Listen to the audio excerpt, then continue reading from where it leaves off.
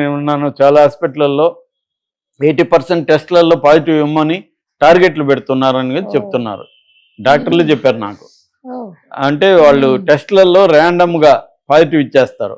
ఈ పాజిటివ్ ఇదనే కాదు, అన్ని రకాల టెస్టుల్లో పాజిటివ్ ఇచ్చేస్తే ఏమవుతుంది, హాస్పిటల్లో వాళ్ళు ట్రీట్మెంట్ తీసుకోవాలంటే వాళ్ళని కొంత భయపెట్టి జాయిన్ అంటారు. జాయిన్ అవ్వాలి, ఏదో జరుగుతూ ఉంటుంది. అవసరం ఉన్నా లేకపోయినా స్టంట్లు వేసేయడం, ఇట్లాంటివి రకరకాల కేసులు వింటున్నాం. సో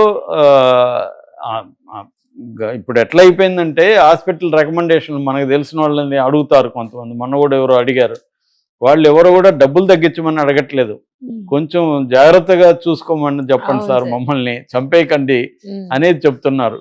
అదే అడుగుతున్నారు రికమెండేషన్. ఎవరు కూడా డబ్బులు తగ్గించమనో ఇంకోటి అడగట్లేదు, కొంచెం కేర్ తీసుకోమనండి, నెగ్లిజెన్స్ వద్దు, మాకు భయంగా ఉంది అన్న ఇది కనిపిస్తుంది. సో అంటే నిజాయితీగా ఆనెస్ట్గా ఉండట్లేదు అనేది ఒకటి ఉంది.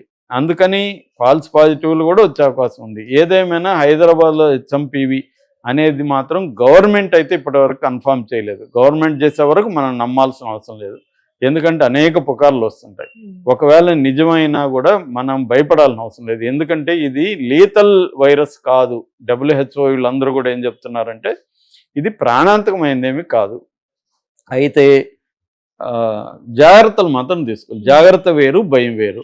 మనం భయపడద్దు, జాగ్రత్తగా ఉండండి అనేది గవర్నమెంట్స్ చెప్తున్నాయి ఇప్పటి వరకు అయితే. కాకపోతే మనకేందంటే, మీరు అప్పుడు కూడా ఇట్లాగే చెప్పి మా కొంప ముంచారా, మీరు ఎప్పుడు నిజాలు చెప్పారా అన్న ఒక స్కెప్టిసిజం జనాల్లోకి వెళ్ళిపోయింది. అందుకని జనాల్లో భయాందోళనలు ఉన్నాయి, గతంలో కూడా ఇలాగే చెప్పారని. ఏదేమైనా HMPV ఇప్పటి వరకు వరల్డ్ లెవెల్లో ఎక్కడా కూడా చనిపోవడం అనేది తక్కువ కేసులు లేవు. ఓన్లీ ఏంటంటే ఆల్రెడీ ఏమన్నా వీక్గా ఉన్నా, బలహీనంగా ఉండి లంగ్స్ పరంగా వీక్గా ఉండో, లేకపోతే ఎక్కువ కోమార్బిడిటీస్ అంటారు, అంటే మన డయాబెటీస్ కానీ ఇంకేదన్నా జబ్బులు, బీపీ కానీ అవన్నీ ఎక్కువ ఉన్నాడు. కంట్రోల్లో ఉంటే అవి కూడా ఏం కాదు ఇప్పుడు, ఎందుకంటే డయాబెటీస్, బీపీ ఇలాంటివి కామన్ అయిపోయినాయి, థైరాయిడ్ ఇవన్నీ కామన్ అయిపోయినాయి. అవి కానీ కంట్రోల్లో ఉంటే ఏమి ఇబ్బంది కాదు. అది లైఫ్ స్టైల్ డిసీజెస్ అయిపోయింది. 40 ఏళ్ళు 50 ఏళ్ళుగా ఉండేవాళ్ళు కూడా హాయిగానే ఉంటున్నారు, లైఫ్ స్టైల్ మార్చుకున్న వాళ్ళు. అంటే ఫిజికల్ ఫిట్నెస్ చూసుకోవడం, తర్వాత డైట్ కంట్రోల్ చేసుకోవడం, ఈ రెండు ప్రధానమైన అంశాలు. అట్లాగే మన దాని ఏమంటారు, రోగనిరోధక శక్తిని పెంచుకోవడం కూడా ఇంపార్టెంట్. అంటే మనకి జబ్బు వచ్చినప్పుడు దాన్ని తట్టుకునే మెకానిజం బాడీలో ఉంటే మనకి కొంత పోరాడగలుగుతుంది. లేనప్పుడు చిన్న ఇది కూడా మనల్ని ఇది చేస్తుంది. అందుకని ఇప్పుడు చిన్నపిల్లలు, పెద్దవాళ్ళు ఈ 2 రకాల సెక్షన్లు కొంత జాగ్రత్తలు ఎక్కువ తీసుకోవాలి. వాళ్ళు ఎట్లంటే అట్లా తిరిగేయడం, గుంపుల్లో తిరగడం ఇవన్నీ చేయకూడదు. కొంత మాస్క్లు వేసుకోవడం అనేది చేయాలి. అట్లాగే హ్యాండ్ వాష్ అనేది వెరీ ఇంపార్టెంట్. ముఖ్యంగా బయట నుంచి వచ్చినప్పుడు కంపల్సరీగా హ్యాండ్, ఇంట్లో ఉన్నప్పుడు కూడా అప్పుడప్పుడు కడుక్కుంటూ ఉండడం. మనకేదన్నా జలుబు ఏదో ఉంటే ఎక్కడో తాకి మళ్ళీ మనల్ని ముక్కులో ఇంకోటి తాకడం అలవాటు ఉంటుంది జనాలకి. కాబట్టి అలాంటివి తాకే ముందు చేతులు కడుక్కోవడం ఇంపార్టెంట్, శుభ్రంగా ఉండడం ఇంపార్టెంట్. కాయగూరలు అవి తెచ్చుకున్నప్పుడు వాటిని క్లీన్ చేసుకొని చేయడం, వీలైనంత ఉడకబెట్టినవి తినడం, ఇట్లాంటి జాగ్రత్తలు తీసుకోవాల్సిన అవసరం. మనకి అందరికీ కరోనా వచ్చి ఉంటుంది, లేకపోతే మనకి పక్కన వాడికో ఇంట్లో వాళ్ళకో వచ్చి ఉంటుంది కాబట్టి తెలుసు మనకి ఆల్రెడీ. సేమ్ కరోనా ఇది కూడా కరోనా లాంటిది. ఇది RN బేస్డ్, నేను ఆల్రెడీ 2-3 వీడియోలు చెప్పాను, RN బేస్డ్ వైరస్ ఇది. సో ఇది ఇప్పుడు కొత్త వైరస్ కూడా కాదు. జంతువులు, పక్షుల్లో ఎప్పటి నుంచో 300-400 ఏళ్ళ నుంచి పక్షుల్లో ఉంది. 2001లో మనుషుల్లో బయటపడింది. సో 2001 నుంచి ఉంది. కొత్తగా వచ్చిన కరోనా వైరస్ లాగా కొత్త వైరస్ ఏం కాదు ఇది. HMPV అనేది 2001 నుంచి కూడా ఉంది. కాబట్టి ఇది ఇప్పుడు ఏదో పెద్ద ఇదేమి కాదు, భయపడాల్సిన అవసరం లేదు. అనేక ఇందాక నేను చాలా వైరస్లు చెప్పాను కదా వీళ్ళ టెస్టుల్లో, అలాంటిదే ఇది కూడా ఒక వైరస్. కాబట్టి దాని గురించి ఏం భయపడాల్సిన అవసరం లేదు. ఆల్రెడీ దీనికంటే డెంగ్యూ వచ్చి చాలామంది చనిపోయారు నిజానికి. సో ఏదేమైనా ఏంటంటే జబ్బు అనేది ఎప్పుడు నువ్వు ముందుగా ఐడెంటిఫై చేసినాక దాని జాగ్రత్తలు తీసుకోవడం అవసరం. సో దీనికైతే మందు లేదు, మెడికల్గా దీనికి ఏమి యాంటీవైరల్ డ్రగ్ అనేది లేదు. కరోనాకు కూడా యాంటీవైరల్ లేదు కదా. కాబట్టి ఏంటంటే సపోర్టివ్ కేర్ ఒకటి, సిమ్టమేటిక్ ట్రీట్మెంట్. మనకి ఏ రకమైన సిమ్టమ్స్ ఉంటే ఆ సిమ్టమ్స్ తగ్గేదానికి ట్రీట్మెంట్ తీసుకోవడం, సపోర్టివ్ కేర్ మనకు అది వచ్చినప్పుడు కొంత బలం పెరిగేదానికి కొంత ఇమ్యూనిటీ బూస్టింగ్ అవి తీసుకోవడం, రెస్ట్ తీసుకోవడం. మనం వేరే రాసింది ఏంటంటే మనీ మైక్రో బయాలజీ ల్యాబ్ అనే ఒక ల్యాబ్ 258 మందిని డిసెంబర్లో టెస్ట్ చేసింది. ఇటువంటి లక్షణాలు ఉండేవాళ్ళు ల్యాబులకి వెళ్తారు కదా, 250 మందిని చేస్తే అందులో 94 మందికి బ్యాక్టీరియల్ వైరస్ ఇన్ఫెక్షన్ ఉన్నట్టుగా 94 మందిలో తేలింది. 62 మందిలో రినో వైరస్ అనే ఒక వైరస్ ఉన్నట్టుగా తేలింది. 33 మందిలో అడినో వైరస్ ఉన్నట్టుగా తేలింది.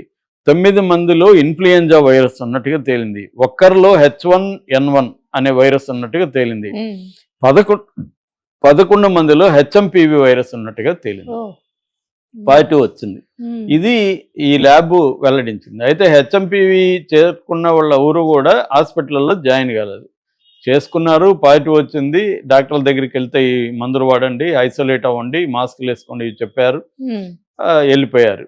సో ఇది అంటే ఇప్పటి వరకేమో ఇండియన్ గవర్నమెంట్ కానీ రాష్ట్రాలు కానీ ఏం చెప్తున్నాయంటే చైనాలో HMPV వైరస్ ఇండియాలోకి రాలేదని చెప్తున్నాయి. కానీ ఇప్పుడు గవర్నమెంట్ ఏజెన్సీలో ప్రకటించాయి. రెండోది అన్ని స్టేట్ గవర్నమెంట్లు కూడా అప్రమత్తమయ్యే, ఆరోగ్య శాఖ మంత్రులు అప్రమత్తమయ్యారు. హాస్పిటల్లో బెడ్లు అని మెడిసిన్ కానీ ఇవన్నీ స్టోర్ చేసుకోవడం మొదలుపెట్టారు. ప్రజలకు కూడా పిలిపిస్తున్నారు, జాగ్రత్తలుగా ఉండండి, గుంపులుగా వెళ్ళకండి. ఎందుకంటే ఇప్పుడు ఇక్కడ ఫెస్టివల్ సీజన్ ఇది, పైగా సంక్రాంతి రాబోతుంది. సో సంక్రాంతి అంటేనే గుంపులుగా మనుషులు వెళ్తారు. ఇక్కడ మనకైతే కోళ్ల పందాలు కావచ్చు అవన్నీ జరుగుతుంటాయి. వందల వేల మంది గుమికూడే పరిస్థితి ఉంటుంది. కాబట్టి కొంత జాగ్రత్తలు తీసుకోండి HMPV వైరస్ సంబంధించి అనేది చెబుతున్నారు.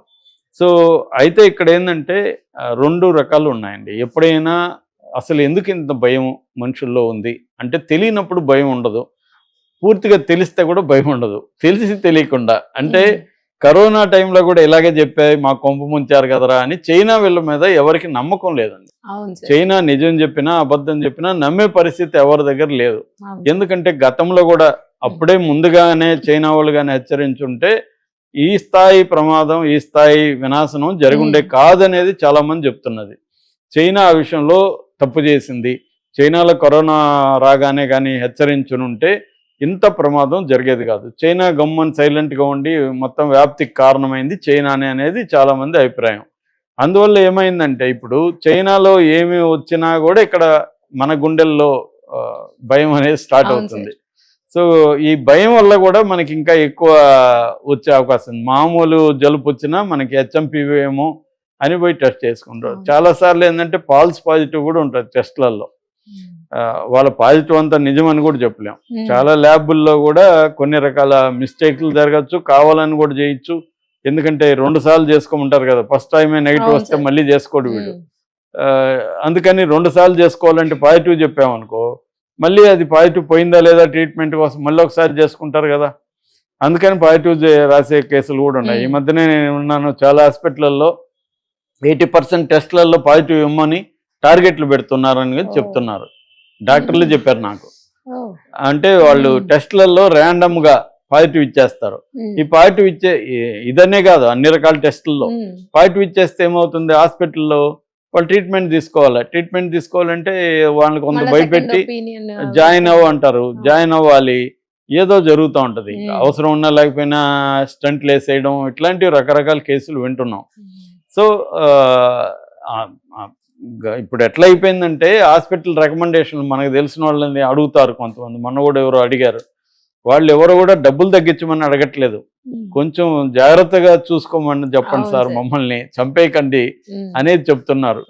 అదే అడుగుతున్నారు రికమెండేషన్. ఎవరు కూడా డబ్బులు తగ్గించమనో ఇంకోటి అడగట్లేదు.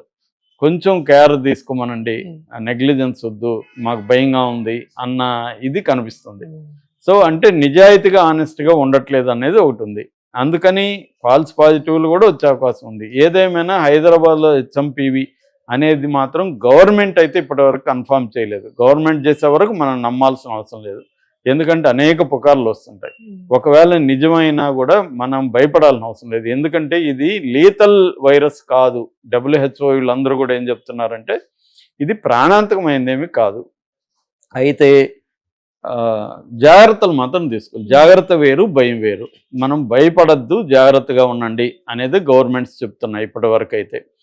కాకపోతే మనకేందంటే మీరు అప్పుడు కూడా ఇట్లాగే చెప్పి మా కొంప ముంచారా, మీరు ఎప్పుడు నిజాలు చెప్పారా అన్న ఒక స్కెప్టిసిజం జనాల్లోకి వెళ్ళిపోయింది. అందుకని జనాల్లో భయాందోళనలు ఉన్నాయి. గతంలో కూడా ఇలాగే చెప్పారని. ఏదేమైనా హెచ్ఎంపివి ఇప్పటి వరకు వరల్డ్ లెవెల్లో ఎక్కడా కూడా చనిపోవడం అనేది తక్కువ కేసులు లేవు. ఓన్లీ ఏంటంటే ఆల్రెడీ ఏమన్నా వీక్గా ఉన్నా, బలహీనంగా ఉండి లంగ్స్ పరంగా వీక్గా ఉండో, లేకపోతే ఎక్కువ కోమార్బైడైట్స్ అంటారు, అంటే మన డయాబెటీస్ కానీ ఇంకేదన్నా జబ్బులు బీపీ కానీ అవన్నీ ఎక్కువ ఉన్నవాళ్ళు కంట్రోల్లో ఉంటే అవి కూడా ఏం కాదు. ఇప్పుడు ఎందుకంటే డయాబెటీస్, బీపీ ఇలాంటివి కామన్ అయిపోయినాయి, థైరాయిడ్ ఇవన్నీ కామన్ అయిపోయినాయి.